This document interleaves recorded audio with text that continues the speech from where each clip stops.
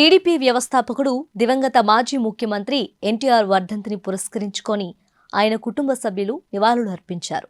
Nandamuri వారసులైన Ramakrishna, Balakrishna, junior NTR, Kalyan రాములతో పాటు AP మంత్రి నారా లోకేష్, నారా భువనేశ్వరి తదితరులంతా కూడా హైదరాబాద్లోని ఎన్టీఆర్ ఘాటుకు చేరుకొని శ్రద్ధాంజలి ఘటించారు.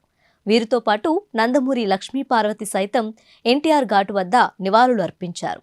ఇదే సమయంలో ఎన్టీఆర్ ఘాట్ సాక్షిగా కీలక వ్యాఖ్యలు చేశారు.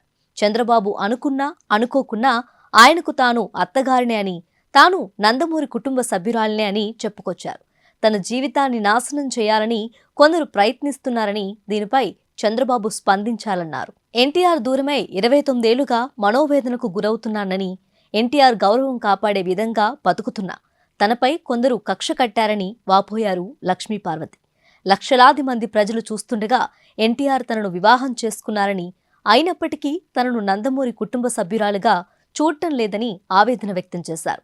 ఏ రోజు ఏ పదవి ఆశించకుండా నిస్వార్థంగా పనిచేశానని, ₹1 కూడా ఆశించలేదని, ఎన్టీఆర్ ఆరోగ్యం కోసం, అధికారంలోకి రావటం కోసం కృషి చేశానని గుర్తు చేసుకున్నారు. కళ్ల ముందు ఎన్నో ఆకృత్యాలు జరుగుతున్నా తానేం చేయలేకపోతున్నానని వాపోయారు. తనను ఎందుకు నందమూరి కుటుంబ సభ్యురాలుగా చూడటం లేదో అర్థం కావడం లేదన్నారు. గత 30 ఏళ్లుగా తనపై జరుగుతున్న కుట్రలకు వ్యతిరేకంగా పోరాటం చేస్తున్నానని, ఇప్పటికి కూడా అవే అబద్ధాలు ఆడుతూ తన జీవితాన్ని ఇంకా నాశనం చేయాలని ప్రయత్నిస్తున్నారని బాధపడ్డారు. నిరంతరం సాగుతున్న ఈ పోరాటం ఎన్నాళ్లు సాగుతుందో తెలియదని, ఇప్పటికీ ఆ దుర్మార్గుల అరాచకాలు తనను వెంటాడుతూనే ఉన్నాయన్నారు. తన భర్త ఎన్టీఆర్ ఎలా చనిపోయారో, ఎన్ని కుతంత్రాలు జరిగాయో తనకే తెలుసన్నారు. తన ఫోన్ నెంబర్ను ఎవరో టీడీపీ వాళ్లు సోషల్ మీడియాలో పెట్టారన్న లక్ష్మీపార్వతి తనకు వరుసగా 1000కి పైగా బెదిరింపు కాల్స్ వస్తున్నాయని ఆందోళన వ్యక్తం చేశారు. అనుకున్నా అనుకోకున్నా చంద్రబాబుకి తాను అత్తగారినని, అత్తగారికి ఇలాంటి అవమానం జరుగుతుంటే చంద్రబాబు చూస్తూ ఉంటారా అని ప్రశ్నించారు.